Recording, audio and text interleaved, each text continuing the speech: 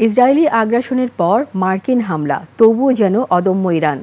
পাল্টা হামলা চালানোর পাশাপাশি কৌশলগত গুরুত্বপূর্ণ হরমুজ প্রণালী বন্ধের দিকে এগুচ্ছে দেশটি। তাতেই যেন হোয়াইট হাউসে হুলস্থুল। ইরানকে বোঝাতে চীনের দরজায় কড়া নাড়ছে ট্রাম্প প্রশাসন। বিস্তারিত ডেস্ক রিপোর্টে।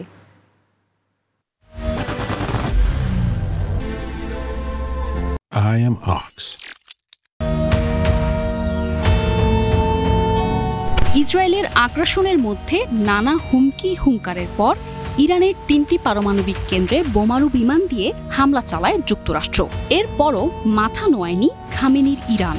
মার্কিন আগ্রাসনের প্রতিক্রিয়ায় কৌশলগতভাবে গুরুত্বপূর্ণ হরমুজ প্রণালী বন্ধে পদক্ষেপ নেয়ার অনুমোদন দেয় দেশটির পার্লামেন্ট। পারস্য উপসাগরের মুখে অবস্থিত হরমুজ প্রণালী বিশ্ব বাণিজ্যের সবচেয়ে গুরুত্বপূর্ণ রুটগুলোর মধ্যে একটি।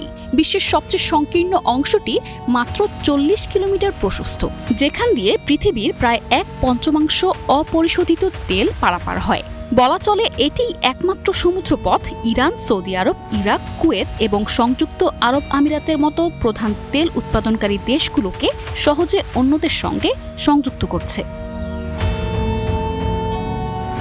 বিশেষজ্ঞরা দীর্ঘদিন ধরে সতর্ক করে আসছেন, প্রণালী বন্ধের ফলে বিশ্বব্যাপী তেলের দাম তাৎক্ষণিকভাবে এবং বড় ধরনের বৃদ্ধি পেতে পারে।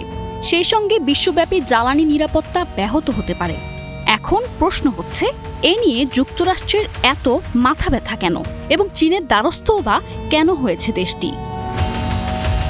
পরিসংখ্যান বলছে, মার্কিন যুক্তরাষ্ট্র প্রতিদিন এই প্রণালী ব্যবহার করে প্রায় ৭ লাখ ব্যারেল অপরিশোধিত তেল এবং ঘনীভূত তেল আমদানি করে, যা তাদের মোট তেল আমদানির প্রায় ১১% এবং পেট্রোল ব্যবহারের ৩%। তাদের পাশাপাশি চীনও হরমুজ প্রণালী দিয়ে বিপুল তেল আমদানি করে। তবে বিকল্প রুট এখনও পুরোদমে চালু না হওয়ায় জ্বালানি তেলের বাজারে ইরানের এই পদক্ষেপ ব্যাপক প্রভাব ফেলবে, যাতে অন্যান্যদের মতো ক্ষতিগ্রস্ত হবে যুক্তরাষ্ট্র ও তার মিত্ররা।